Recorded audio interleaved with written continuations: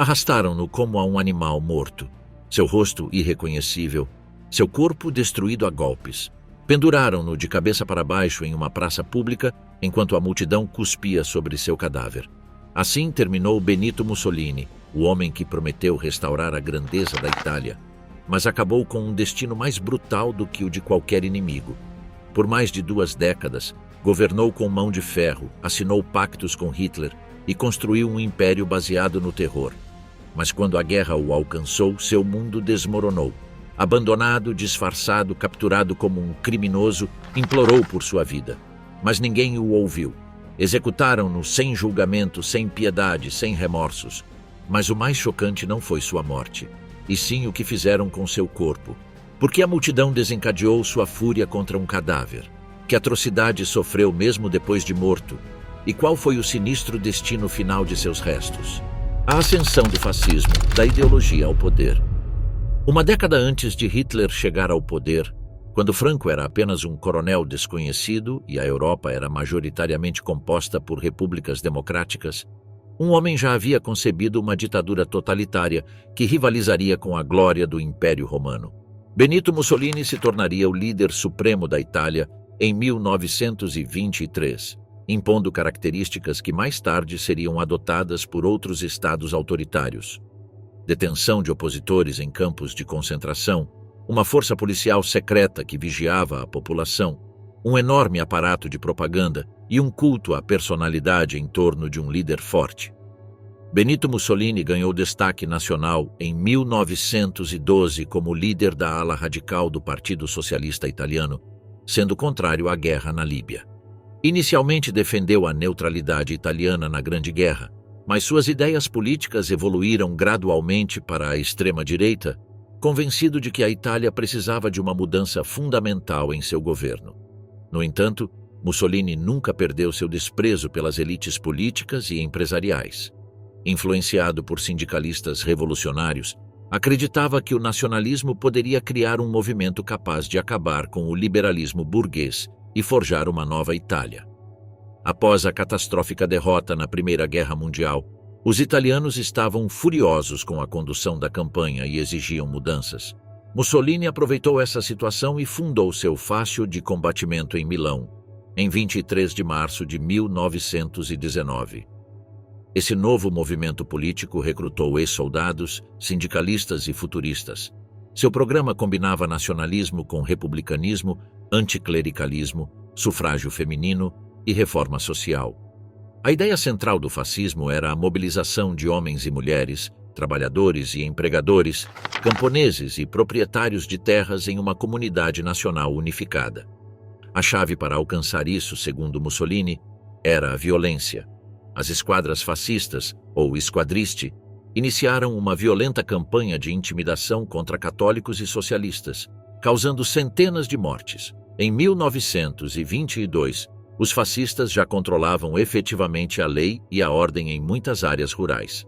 Também atacaram minorias eslavas na região de Veneza e expandiram suas ações para as cidades, onde ajudaram a reprimir uma greve geral em julho de 1922.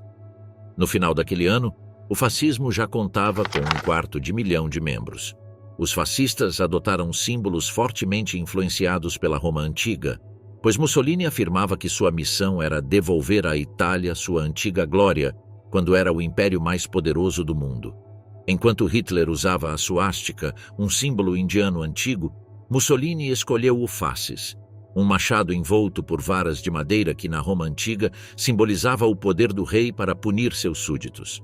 As camisas negras usadas por sua milícia paramilitar se tornariam sinônimo de violência política sem sentido. A visão política de Mussolini estava profundamente enraizada no conceito de um Estado totalitário, no qual o indivíduo se submetia completamente à vontade do líder e da nação. Tudo no Estado, nada fora do Estado, nada contra o Estado, proclamava Mussolini, articulando uma visão que absorveria todos os aspectos da vida civil e individual sob o controle centralizado do governo fascista. Essa doutrina política encontrou sua expressão prática na supressão sistemática dos sindicatos independentes, dos partidos políticos de oposição e da imprensa livre, substituindo-os por estruturas controladas pelo regime. Com apenas 35 cadeiras no parlamento após as eleições de 1921, o fascismo ainda não era uma das principais forças políticas. Mas Mussolini acreditava que não precisava realmente de votos. Poderia chegar ao poder por meio de uma combinação de pressão popular e apoio das elites empresariais, agrícolas e políticas do país. No verão de 1922, a pressão fascista pela conquista do poder se intensificou, e no outono foram traçados planos para uma marcha sobre Roma.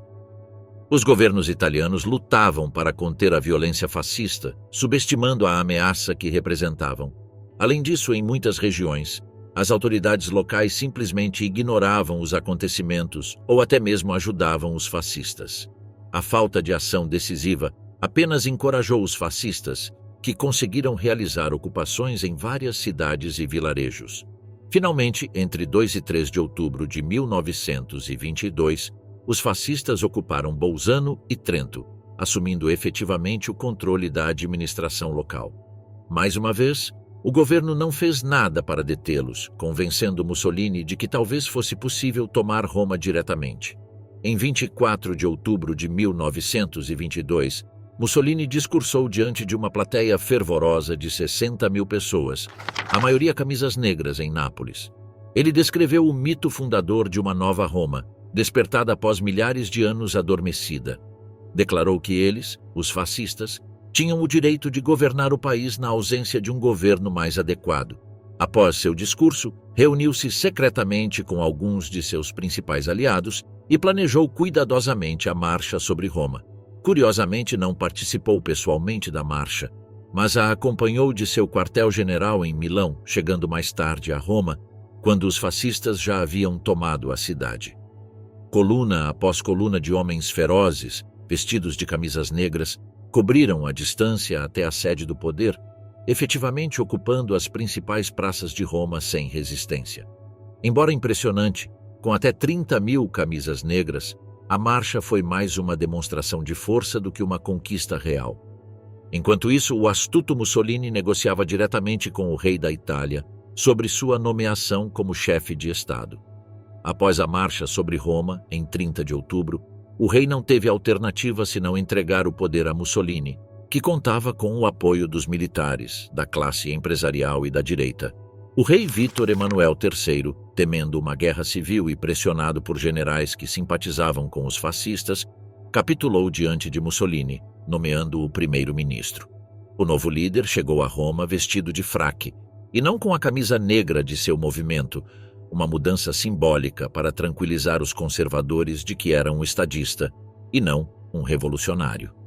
No entanto, essa fachada de legitimidade constitucional logo desapareceria à medida que Mussolini começava a desmantelar sistematicamente as instituições democráticas da Itália.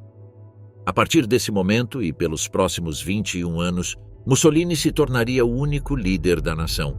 A máquina do terror, repressão política e perseguição racial. Um dos poucos lugares onde o fascismo ainda encontrava oposição era Turim. Alguns meses após a marcha sobre Roma, as camisas negras de Mussolini perpetraram um dos piores massacres da história italiana.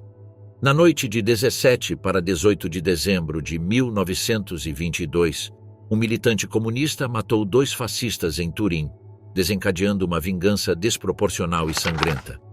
Naquela mesma noite, as tropas de Mussolini invadiram e incendiaram a sede local do sindicato e atacaram 2 clubes pertencentes ao Partido Socialista Italiano. Seguiu-se a destruição completa do jornal comunista L'Ordine Nuovo, editado por Antônio Gramsci. Os editores foram levados ao Parque Central de Turim e ameaçados de execução. Os fascistas armados reuniram comunistas e sindicalistas na cidade e executaram vários de maneira brutal. Alguns foram espancados até a morte. A morte do trabalhador anarquista e sindicalista Pietro Ferrero foi particularmente horrível. Após ser torturado, os fascistas o amarraram a um caminhão e o arrastaram, ainda vivo, em alta velocidade pelo Corso Vittorio Emanuele, enquanto riam e cantavam. Seu cadáver foi jogado aos pés da estátua do rei Vittorio Emanuele II. Quando a polícia local encontrou seu corpo, ele estava tão desfigurado que só pôde ser identificado por um documento encontrado em seu bolso. Apesar de serem minoria no parlamento, poucos senadores ou deputados ousavam falar contra os fascistas, temendo sofrer a mesma violência que ocorreu em Turim. Uma das poucas pessoas que ousou denunciá-los abertamente foi Giacomo Matteotti, um deputado socialista eleito em 1919. Ele chegou a publicar um livro em 1924 intitulado Os Fascistas Expostos, um ano de dominação fascista, que selaria seu destino. Em 10 de junho de 1924, Matteotti desapareceu repentinamente. Ele estava prestes a discursar na Câmara dos Deputados, revelando um caso de corrupção envolvendo o Partido Nacional Fascista e a Sinclair Oil para a obtenção de fundos para a propaganda fascista. Um dos envolvidos era Arnaldo, irmão de Mussolini. 2 meses depois, seu corpo espancado e em decomposição foi encontrado em Riano, a 23 quilômetros do local onde foi visto pela última vez. Matteotti havia sido sequestrado na rua e forçado a entrar em um carro sem identificação. Tentou escapar, mas foi perseguido e esfaqueado repetidamente com uma lima de carpinteiro. Segundo a análise forense, morreu pouco depois do sequestro.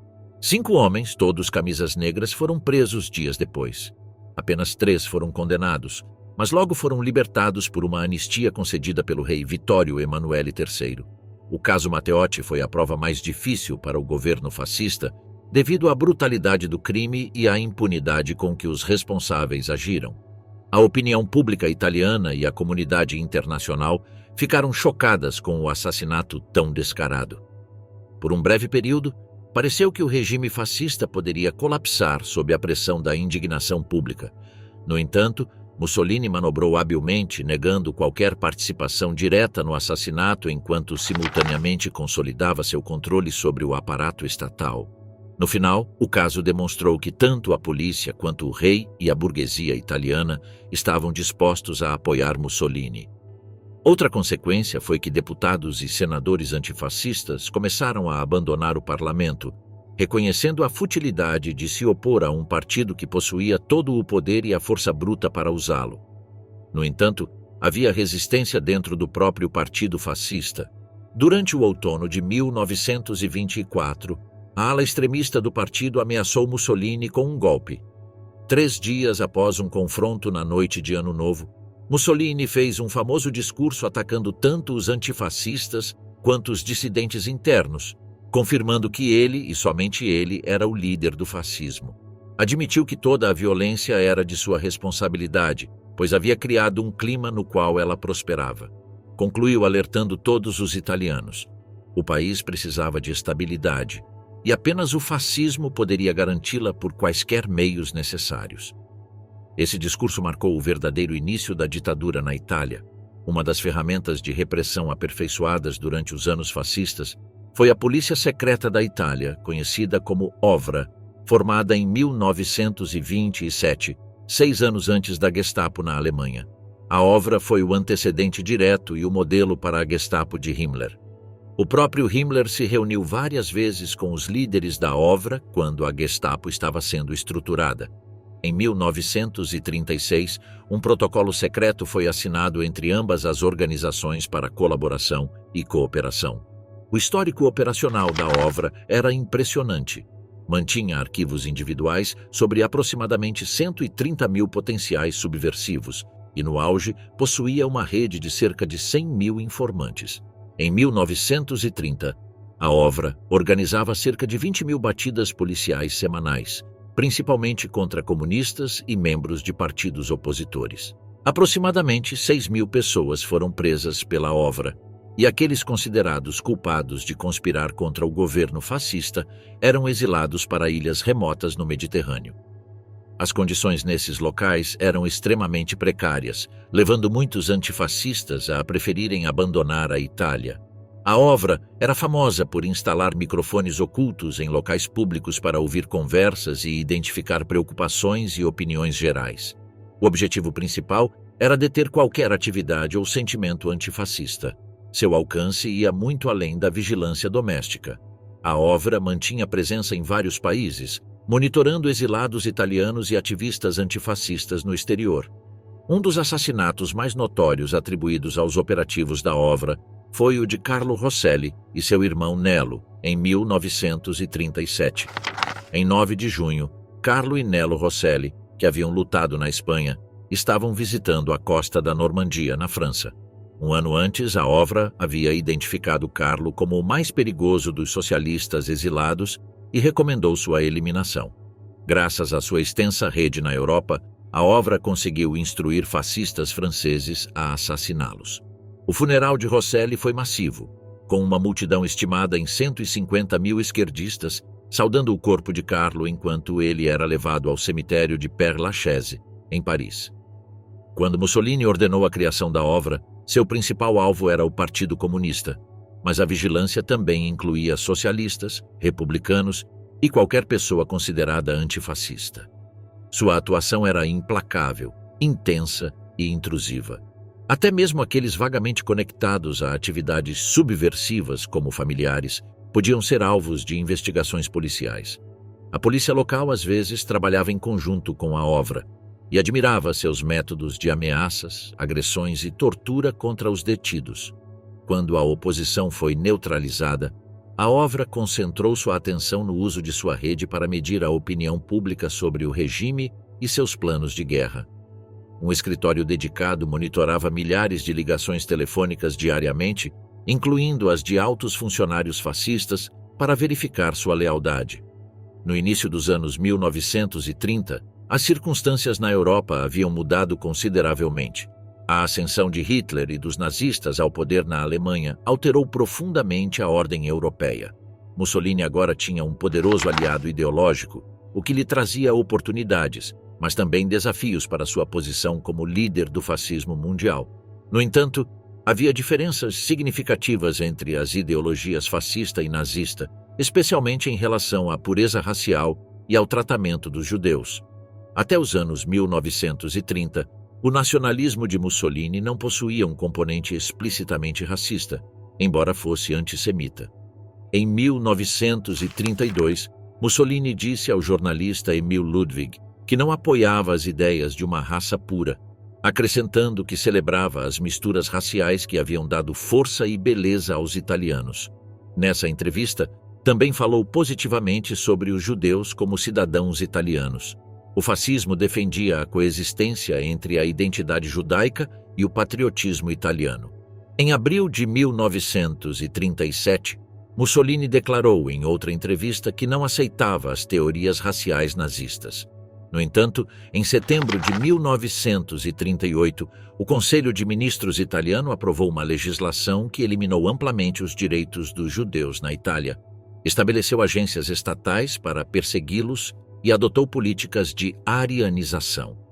A adoção das leis antissemitas refletia a crescente influência da Alemanha nazista sobre a Itália e a decisão de Mussolini de alinhar seu regime mais estreitamente ao de Hitler.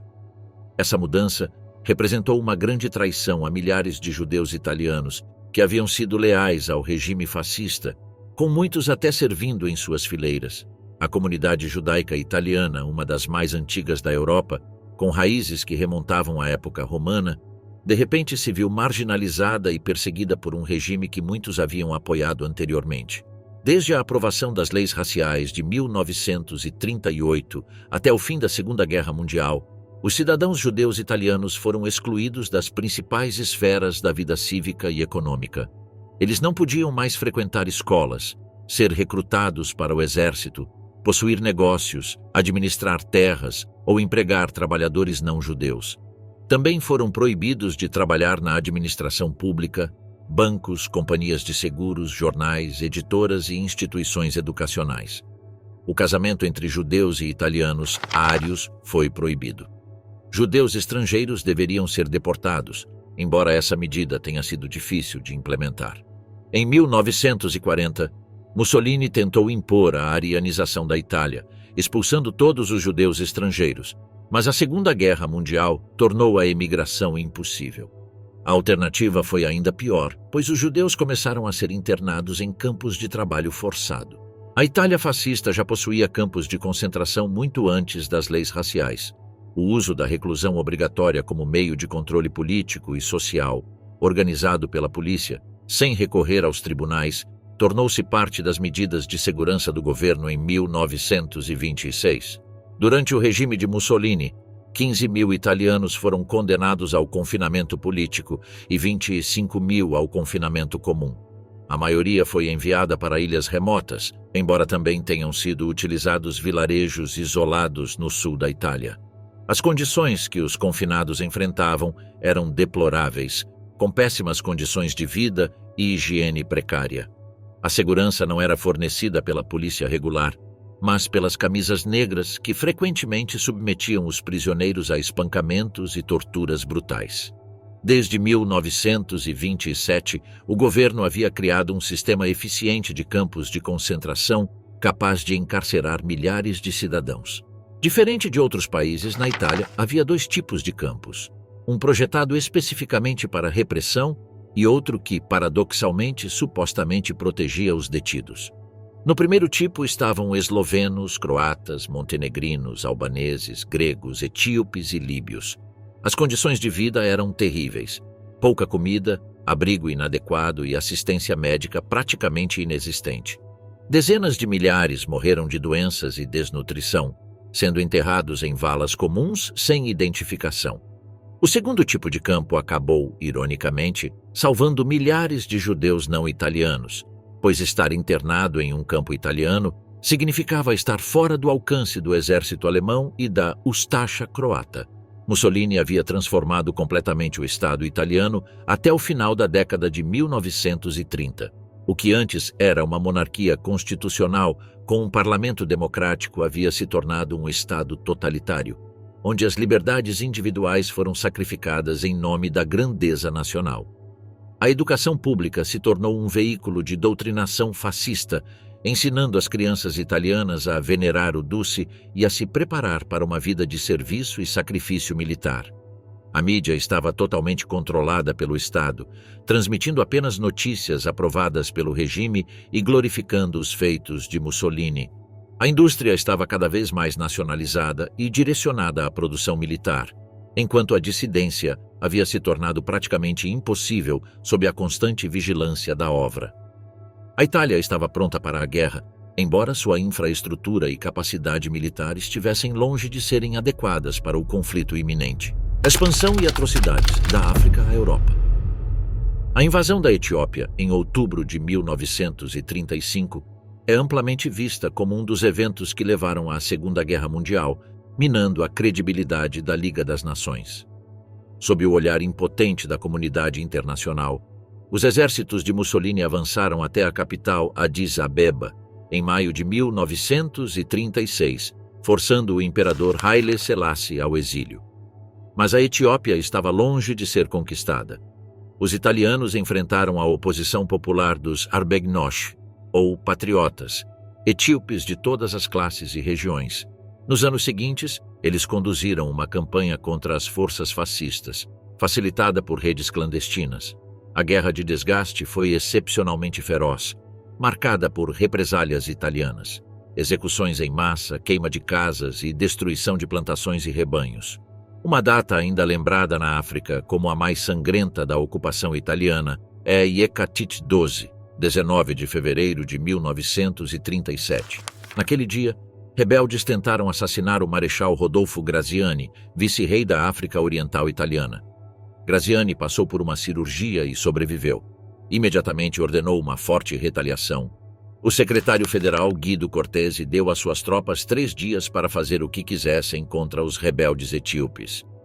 Durante esse período, os italianos mataram etíopes com punhais e porretes, enquanto cantavam Duce, Duce, derramaram gasolina sobre casas e as incendiaram com pessoas dentro. Invadiram casas de gregos e armênios locais e mataram seus empregados. Alguns posaram para fotos sobre os cadáveres. Em 3 dias, os italianos mataram entre 1.400 e 30.000 etíopes apenas em Addis Abeba. As estimativas variam enormemente. Fontes etíopes relataram 30.000 mortos, enquanto outras estimativas oscilam entre 1.400 e 6.000. Um estudo recente mostrou de forma convincente que foram aproximadamente 19.200, representando 20% da população de Addis Abeba. Durante a semana seguinte, Inúmeros etíopes suspeitos de oposição foram presos e executados, incluindo membros dos Leões Negros e da aristocracia. Foram fuzilados, decapitados e queimados vivos. Na primavera de 1939, as forças italianas usaram gás mostarda para desalojar combatentes da resistência etíope, suas famílias e civis que se refugiaram em uma caverna, agora conhecida como Amet Segna Washa, Caverna dos Rebeldes.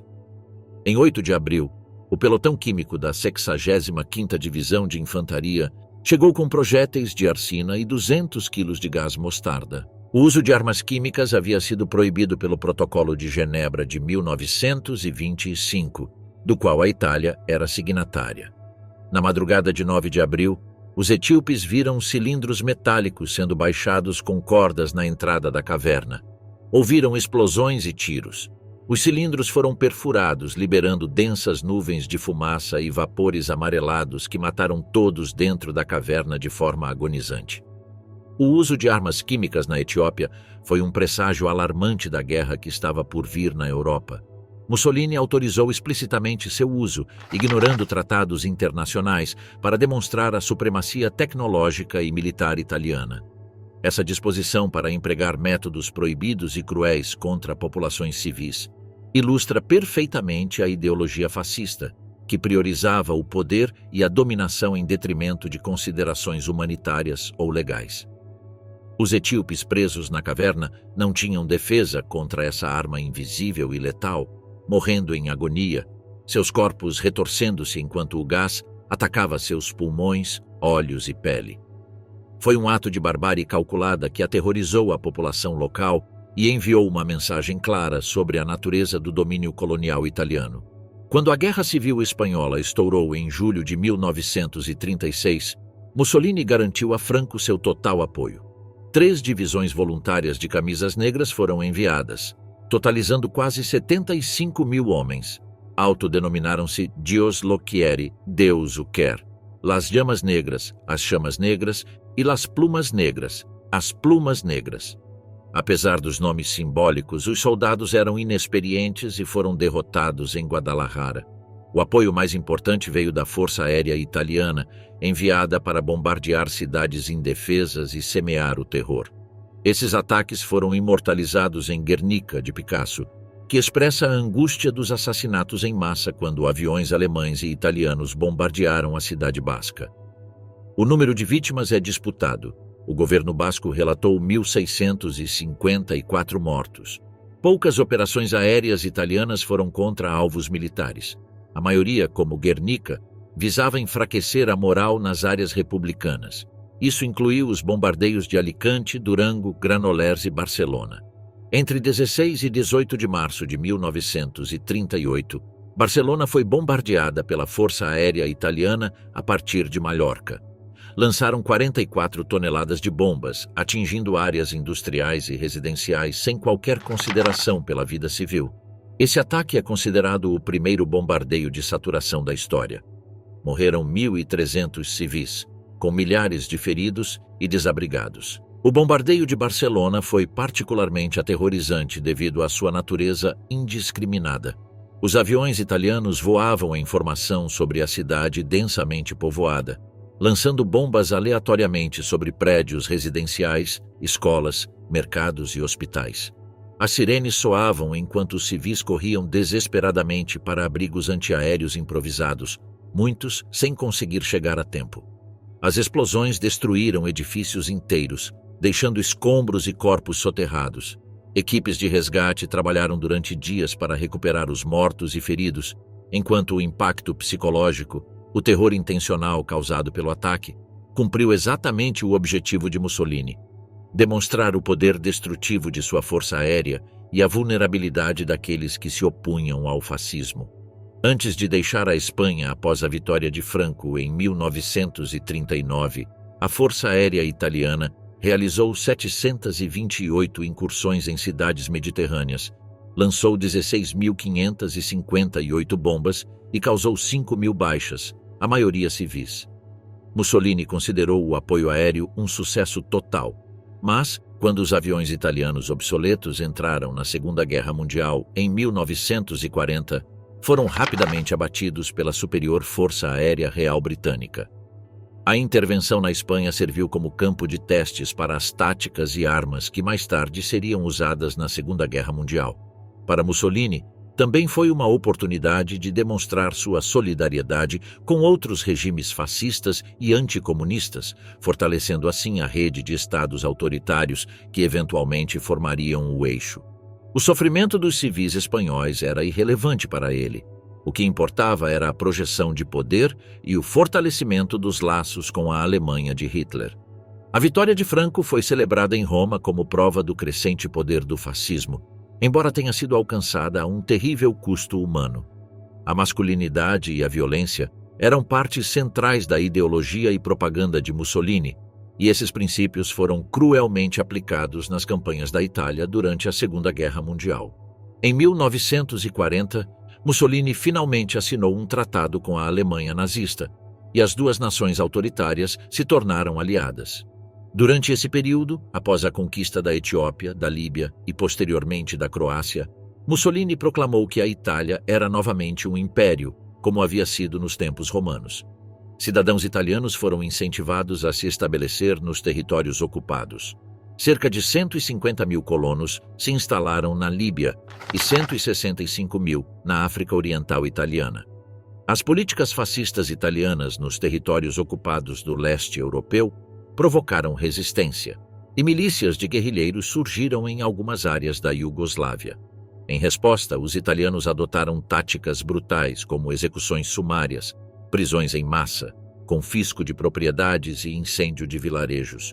O governo italiano enviou dezenas de milhares de civis, incluindo muitas mulheres e crianças, para campos de concentração.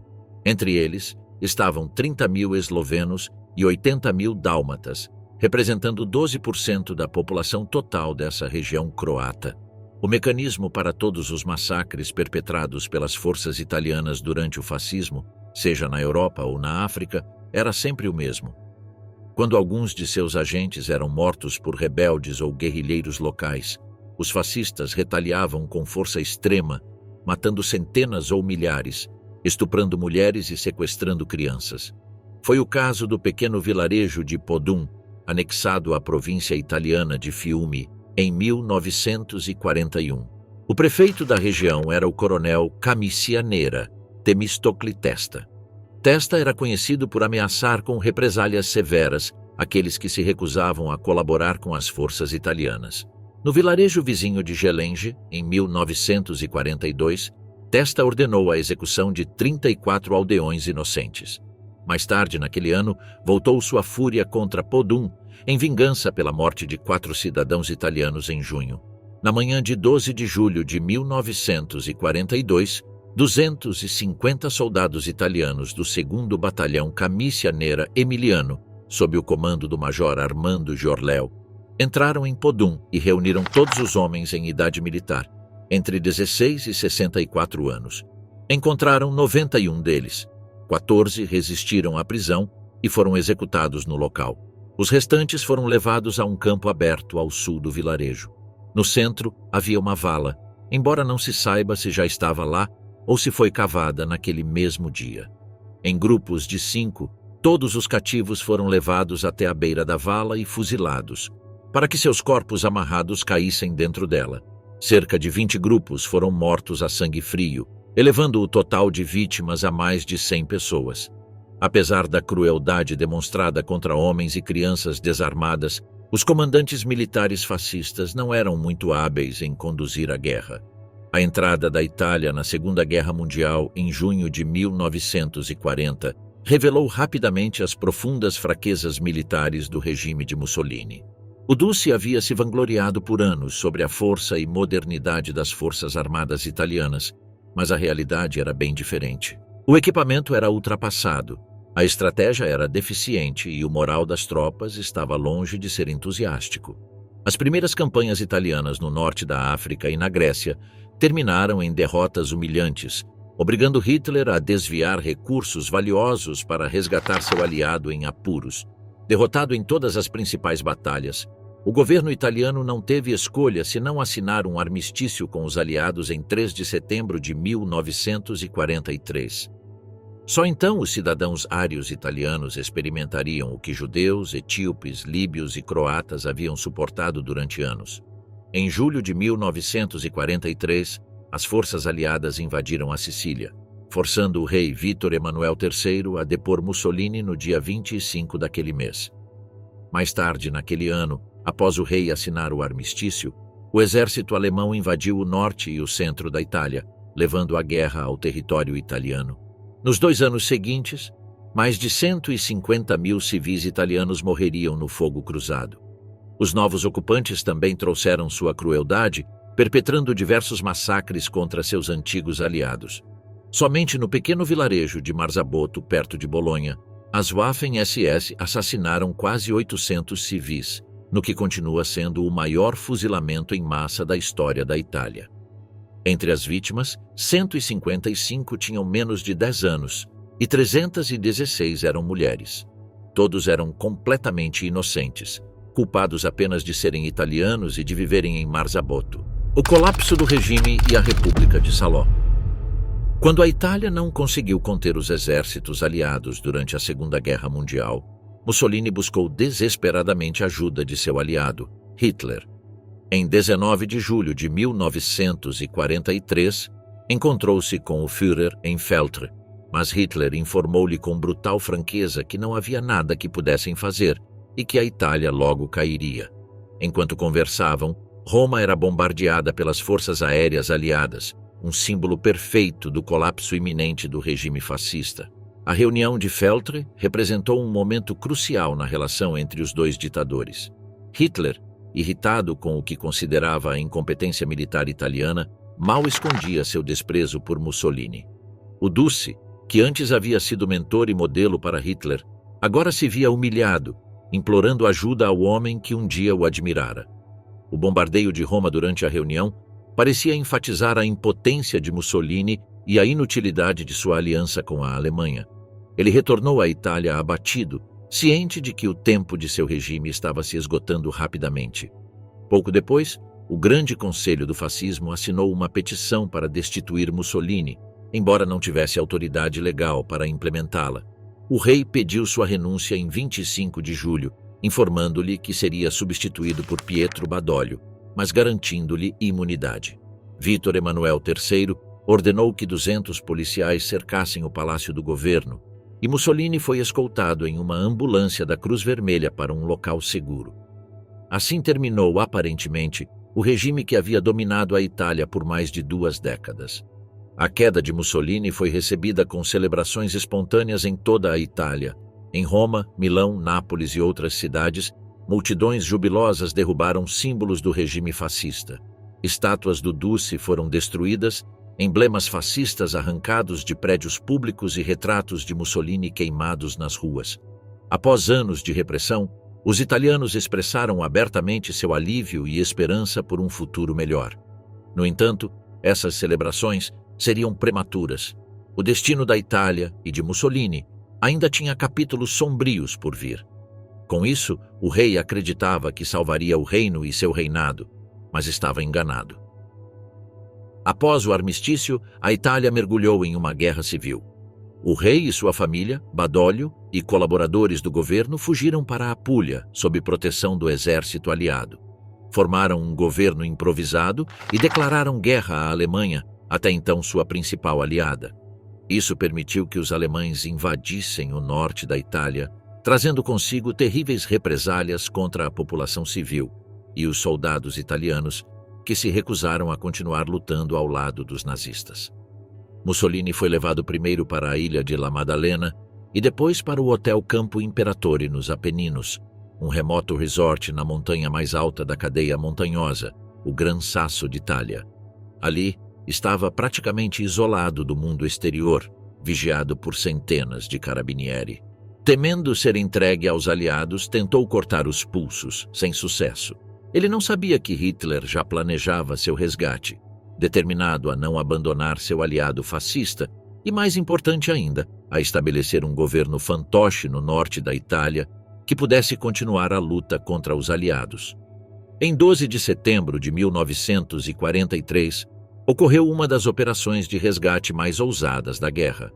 Na chamada Operação Carvalho, Unternehmen Eiche, comandos alemães, sob o comando do oficial da SS Otto Skorzeny, executaram um assalto aéreo ao complexo montanhoso onde Mussolini estava detido. Em Planadores, os paraquedistas alemães invadiram o hotel e resgataram Mussolini, levando-o à Alemanha para se reunir com Hitler. A operação durou apenas 4 minutos e terminou sem derramamento de sangue, graças ao elemento surpresa e à precisão do planejamento alemão. Mussolini parecia um homem destruído quando foi levado diante de Hitler em seu quartel-general na Prússia Oriental. Exausto, deprimido e com a saúde debilitada, era apenas uma sombra do líder carismático que havia sido no passado. No entanto, Hitler tinha planos para ele. Em um gesto que alguns interpretam como lealdade pessoal, mas que provavelmente refletia mais considerações estratégicas, Hitler ofereceu a Mussolini a oportunidade de formar uma nova república fascista nas regiões italianas ocupadas pela Alemanha, com apoio militar da Wehrmacht. Em 18 de setembro, um discurso do Duce anunciou a reconstituição do Partido Fascista, agora chamado de Partido Fascista Republicano. Mussolini declarou que havia sido traído pela monarquia e pela burguesia e prometeu vingança contra aqueles que haviam abandonado a causa fascista. Também anunciou sua intenção de criar um novo Estado, mais fiel aos ideais originais do fascismo, que supostamente haviam sido corrompidos nos últimos anos de seu regime. Sua voz, entretanto, carecia da energia e convicção que o caracterizaram no passado.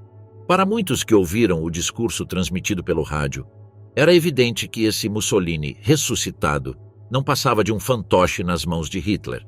Em 23 de setembro de 1943, Mussolini retornou à Itália para governar a República Social Italiana, RSI, também conhecida como República de Salò, devido à pequena cidade à beira do Lago de Garda, onde estabeleceu sua administração. Esse estado fantoche, controlado pela Alemanha, nunca conseguiu conter o descontentamento civil enquanto lutava contra os aliados em uma frente e contra a crescente resistência partisana em outra. Apenas 6 estados reconheceram a RSI como soberana, todos eles satélites do eixo. Mesmo Espanha, Portugal e a França de Vichy se recusaram a estabelecer relações diplomáticas. A República de Salò representou uma versão mais radical e extrema do fascismo italiano, diretamente influenciada pelo nazismo alemão. Enquanto o regime anterior havia mantido certa autonomia em relação à ideologia racial nazista, a RSI adotou plenamente o antissemitismo genocida. Os judeus nos territórios controlados pela RSI foram presos e deportados para campos de extermínio alemães. A nova milícia fascista, a Guarda Nacional Republicana, colaborou ativamente com as SS na perseguição de judeus e opositores políticos. A RSI também participou da guerra contra os partisãs, cometendo inúmeras atrocidades contra civis suspeitos de apoiar a resistência. Em 1944, Mussolini sugeriu a Hitler que deveria se concentrar em destruir a Grã-Bretanha, em vez da União Soviética, mas Hitler não aceitava conselhos de um estrategista que considerava medíocre. Mussolini queria lançar uma ofensiva ao longo da linha gótica, uma linha defensiva nos Apeninos. Suas divisões alpinas venceram algumas batalhas em dezembro de 1944, mas seu exército era pequeno comparado ao dos aliados. A situação tornou-se desesperadora em fevereiro de 1945, quando os aliados finalmente superaram a linha gótica. O apoio ao Duce desmoronou, e muitos oficiais militares tentaram negociar secretamente uma trégua com os aliados. À medida que a guerra se aproximava do fim, a posição de Mussolini tornava-se cada vez mais precária. Os avanços aliados pelo sul e a expansão do território controlado pela resistência partisana reduziam continuamente a área sob domínio da RSI. A população fugia em massa do recrutamento forçado, e muitos soldados desertavam. O próprio Mussolini parecia cada vez mais desconectado da realidade, alternando entre momentos de euforia, quando propunha planos militares grandiosos, e períodos de profunda depressão, quando reconhecia a inevitabilidade da derrota. Seus últimos meses no poder foram marcados por expurgos, execuções sumárias e vinganças contra os traidores de julho de 1943, numa tentativa desesperada de manter o controle sobre um regime em colapso. O acerto de contas, a captura e execução de Mussolini. Na primavera de 1945, Mussolini ficou sem opções. Em 18 de abril, viajou a Milão para algumas reuniões infrutíferas com líderes antifascistas, buscando uma saída negociada que pudesse salvar sua vida. O cardeal Ildefonso Schuster, arcebispo de Milão, tentou mediar, mas as condições de rendição incondicional propostas pelo Comitê de Libertação Nacional foram inaceitáveis para Mussolini. Com os aliados avançando rapidamente e os partisãs controlando grande parte do norte da Itália, a janela de oportunidade para escapar se fechava rapidamente. Após a reunião fracassada no Palácio Arquiepiscopal, Mussolini decidiu fugir para o norte sem um destino específico, talvez com a esperança de chegar à Suíça ou aos últimos redutos alemães nos Alpes. Viajou disfarçado de soldado da SS em um comboio alemão sob o comando do tenente Schallmayer da Luftwaffe. Sua esposa Raquel e seus filhos pequenos permaneceram em Como, mas ele levou consigo sua amante, Clara Petacci, e seu irmão Marcelo, que fingiram ser o cônsul espanhol e sua esposa. Outros líderes fascistas, como Alessandro Pavolini e Nicola Bombatti, também estavam no grupo. A fuga de Mussolini fazia parte da chamada Coluna Pavolini, um comboio de veículos que transportava altos funcionários fascistas, suas famílias e documentos importantes do regime. Era um grupo heterogêneo e desorganizado, reflexo do colapso caótico do fascismo italiano. Alguns membros carregavam somas consideráveis de dinheiro e joias, fruto de anos de corrupção. Outros transportavam arquivos comprometedores que esperavam destruir ou usar como moeda de troca. A maioria apenas buscava sobreviver à queda do regime que haviam servido. A coluna avançava lentamente por estradas congestionadas de refugiados e tropas alemãs em retirada, um símbolo perfeito do final desordenado do sonho imperial fascista. O comboio foi detectado perto de Dongo às 6h30 da manhã de 27 de abril por partisãs comunistas da 52ª Brigada Garibaldi, liderados por Urbano Lázaro, conhecido pelo nome de Guerra Bill. Após um breve tiroteio e temendo reforços rebeldes, Schallmayer aceitou negociar. Os partisãs permitiram que os alemães seguissem para o norte em troca da rendição de todos os italianos. Por volta das 19 horas, enquanto verificavam os documentos dos membros da coluna, Giuseppe Negri reconheceu Mussolini e avisou Lázaro. O Duce tentou enganar os partisãs, fingindo ser um simples tenente Tenenetti e se escondendo entre os soldados alemães, mas seu rosto era inconfundível, apesar do casaco e do capacete militar que usava como disfarce.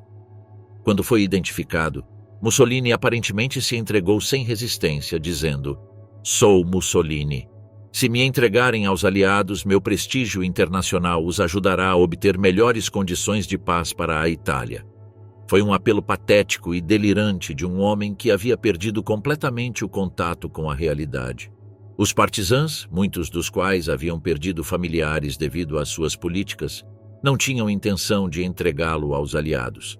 Naquela mesma noite, a notícia da prisão de Mussolini chegou a Milão e foi anunciada triunfalmente no rádio por Sandro Pertini, futuro presidente da República e então líder do Comitê de Libertação Nacional. Com voz emocionada, Pertini declarou: "O carrasco caiu." Simultaneamente anunciou a decisão do comitê de que Mussolini deveria ser fuzilado como um cão raivoso. A execução não seria um ato de vingança pessoal, insistiu Pertini, mas um ato de justiça revolucionária necessário para encerrar definitivamente o capítulo do fascismo na Itália. Na manhã do dia 28, Mussolini e Clara Petacci foram levados para uma casa de camponeses em Dongo.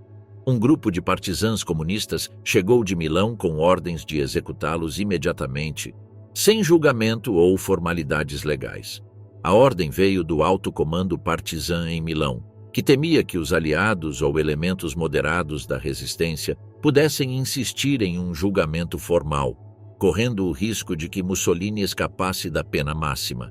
Para os líderes comunistas da resistência, apenas a morte do ditador poderia garantir que o fascismo não retornasse. Eles foram transportados em um Fiat 1100 até o vilarejo de Giulino di Mezzegra, onde seriam executados. Os partisãs conduziram Mussolini e Petacci até a entrada da Vila Belmonte, uma residência à beira do lago de Como. Walter Audizio, um comandante partisã conhecido pelo nome de guerra Coronel Valério, ordenou que descessem do veículo. O Duce, vestindo um casaco escuro, parecia ter aceitado seu destino. Petacci, visivelmente assustada, agarrava-se ao seu braço, recusando-se a se separar dele, mesmo neste momento final. Audizio sacou uma metralhadora MAS 38 de fabricação italiana. Sem formalidades, anunciou: por ordem do Comitê de Libertação Nacional, venho executar a sentença contra Benito Mussolini.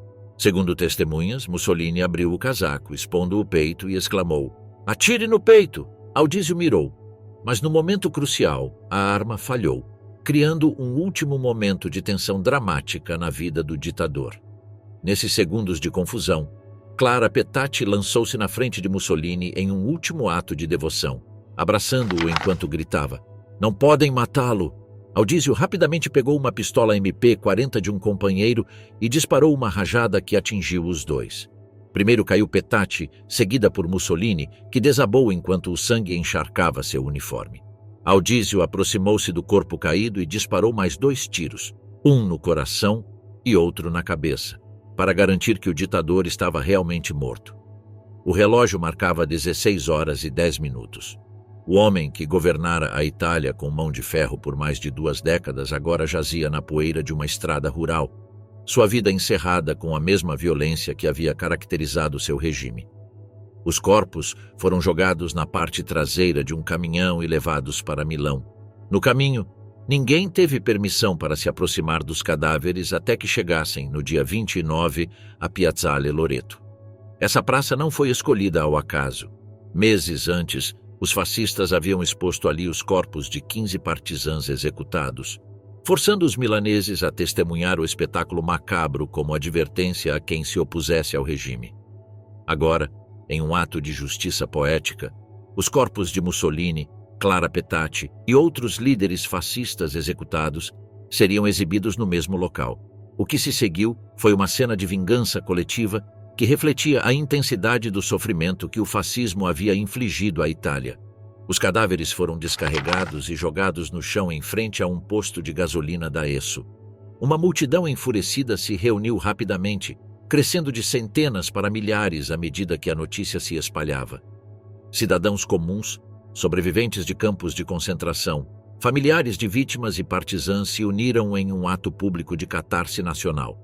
Os corpos foram violentamente ultrajados, refletindo a raiva acumulada por anos de opressão. As pessoas cuspiam, chutavam e golpeavam os cadáveres. Alguns dispararam contra eles, mesmo já estando mortos. Uma mulher cujo filho havia sido assassinado pelos fascistas disparou 5 vezes contra o corpo de Mussolini, uma para cada filho perdido. Outros jogavam lixo sobre os cadáveres, expressando fisicamente seu desprezo por aqueles que os haviam oprimido por tanto tempo. Por fim, os partisãs decidiram pendurar os corpos de cabeça para baixo nas vigas metálicas do posto de gasolina, uma forma tradicional de marcar traidores na Itália. Mussolini e Petacci foram içados com cordas amarradas aos tornozelos, junto com os cadáveres de outros líderes fascistas, incluindo Achille Starace, Alessandro Pavolini e Nicola Bombacci. Para aumentar a humilhação póstuma, os corpos foram pendurados muito próximos, criando uma imagem grotesca que lembrava um matadouro. A cena dos corpos pendurados de cabeça para baixo, com as roupas rasgadas e ensanguentadas, se tornaria um dos símbolos mais poderosos do fim do fascismo na Itália e uma das fotografias mais impactantes do século XX. O cadáver de Mussolini estava tão desfigurado que seu rosto, outrora onipresente nos livros escolares e nas bandeiras, era quase irreconhecível. Os corpos permaneceram expostos por horas, diante dos olhares de milhares de milaneses que desfilaram em frente ao espetáculo, até que foram retirados e levados para túmulos anônimos no cemitério de Musocco. A exposição pública dos corpos e a violência pós-morte foram interpretadas de diferentes maneiras por historiadores e comentaristas. Para alguns, representou um necessário ato de purificação coletiva, um exorcismo ritual dos demônios do fascismo. Para outros, foi uma manifestação preocupante da mesma brutalidade que caracterizara o regime fascista indicando o quão profundamente a violência política havia penetrado na sociedade italiana. O que é inegável é que as imagens de Mussolini pendurado de cabeça para baixo na Piazzale Loreto se tornaram um poderoso lembrete visual do destino que aguarda os tiranos. Mas essa não foi a última reviravolta na história de Mussolini. Em 22 de abril de 1946, os restos mortais do Duce foram roubados do cemitério por neofascistas liderados por Domenico Letici, um ato que demonstrava que, mesmo na morte, Mussolini continuava sendo um símbolo político polarizador. Os ladrões, motivados por devoção ideológica, consideravam indigno que seu líder repousasse em uma tumba sem nome. Durante 113 dias, o paradeiro do corpo foi um mistério que capturou a atenção nacional e internacional, até que as autoridades finalmente o recuperaram. O corpo havia sido transferido de um local para outro antes de ser escondido na Cartucha de Pavia, dentro de uma pequena caixa rotulada como guide. Após ser restituído à família, os restos mortais de Mussolini foram mantidos em segredo por mais de 10 anos, até que, em 1957, o governo italiano finalmente permitiu seu traslado para uma cripta em sua cidade natal, Predápio.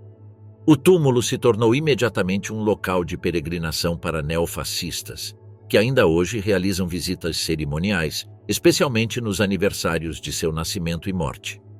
Apesar das inúmeras controvérsias e debates sobre a permissão desse tipo de homenagem, a tumba continua acessível ao público, atraindo cerca de 100 mil visitantes por ano, muitos deles admiradores nostálgicos do regime fascista. Em 1971, uma bomba explodiu na cripta causando danos, mas sem afetar as tumbas, um ato que demonstrava que as paixões políticas despertadas por Mussolini permaneciam vivas décadas após sua morte. O atentado, atribuído a militantes de extrema esquerda, foi condenado tanto pelo governo quanto pela maioria dos italianos, independentemente de suas opiniões políticas. Naquele momento, a Itália havia desenvolvido um consenso generalizado de que a violência política de qualquer lado deveria ser rejeitada. No entanto, o legado de Mussolini continuaria sendo um tema divisivo na política italiana. Em 29 de abril de 1945, Adolf Hitler foi informado da morte de Mussolini. Hermann Göring testemunhou em Nuremberg que ele e Hitler haviam visto as fotografias de Mussolini pendurado de cabeça para baixo em seu último encontro. A imagem de seu aliado e antigo modelo sofrendo uma humilhação tão terrível deve ter afetado profundamente Hitler, confirmando sua determinação de não ser capturado vivo. Um dia depois, Hitler se suicidou em seu bunker em Berlim, preferindo a morte por suas próprias mãos ao destino público e humilhante que seu equivalente italiano havia sofrido. O legado sangrento. Reflexões sobre a ditadura fascista. Mussolini cometeu alguns dos crimes mais sanguinários entre os ditadores europeus do século XX. Sob seu comando, centenas de milhares foram massacrados, incluindo judeus, africanos e cidadãos italianos. Seu regime deixou cicatrizes profundas na Itália e nos territórios ocupados. O fascismo italiano estabeleceu um modelo autoritário que seria imitado globalmente, baseado na subordinação do indivíduo ao Estado sob o lema "Tudo no Estado, nada fora do Estado, nada contra o Estado". Em resposta, a Constituição Republicana Italiana de 1948 proibiu explicitamente a reorganização do Partido Fascista e estabeleceu uma democracia parlamentar com descentralização do poder. Na África, as colônias italianas sofreram décadas de exploração, discriminação racial e repressão violenta. Os massacres na Etiópia e na Líbia, com o uso de armas químicas e fomes deliberadas, anteciparam algumas das piores atrocidades da Segunda Guerra Mundial. De maneira semelhante, os bombardeios fascistas na Espanha contra populações civis estabeleceram um precedente para táticas que seriam amplamente utilizadas durante o conflito. O regime deixou um legado cultural contraditório. Embora tenha empreendido ambiciosos projetos de infraestrutura que beneficiaram a Itália, a censura e a perseguição a intelectuais causaram um empobrecimento cultural significativo, forçando muitos dos melhores artistas e acadêmicos ao exílio ou ao silêncio. A trajetória de Mussolini serve como um alerta sobre como as democracias podem se transformar em ditaduras. Diferente de Hitler, Mussolini chegou ao poder inicialmente por meios quase legais, explorando o descontentamento popular e o medo do comunismo. Gradualmente, eliminou as instituições democráticas até estabelecer controle total. No pós-guerra, houve uma tendência de minimizar a culpa italiana com o mito do bom italiano, sugerindo que os italianos foram fascistas relutantes que demonstraram humanidade mesmo durante a guerra. Pesquisas históricas recentes desafiaram essa narrativa, documentando detalhadamente os crimes do colonialismo fascista. As imagens de Mussolini e Petacci pendurados de cabeça para baixo na Piazzale Loreto tornaram-se ícones do século XX. Para um ditador que construiu sua imagem baseada na força e virilidade, essa morte representou a humilhação definitiva e um lembrete visual do destino que aguarda aqueles que abusam do poder. 75 anos depois, a figura de Mussolini continua sendo controversa na Itália. Embora a maioria rejeite o fascismo, uma minoria ainda venera sua memória, com grupos neofascistas como Casa Pound e Forza Nuova mantendo vivas algumas de suas ideias. Seu túmulo em Predápio segue atraindo peregrinos da extrema-direita. O legado mais duradouro de Mussolini pode ser exatamente o oposto do que ele pretendia. Não um renascimento imperial, mas um alerta permanente sobre os perigos do autoritarismo e a fragilidade das instituições democráticas diante de demagogos carismáticos.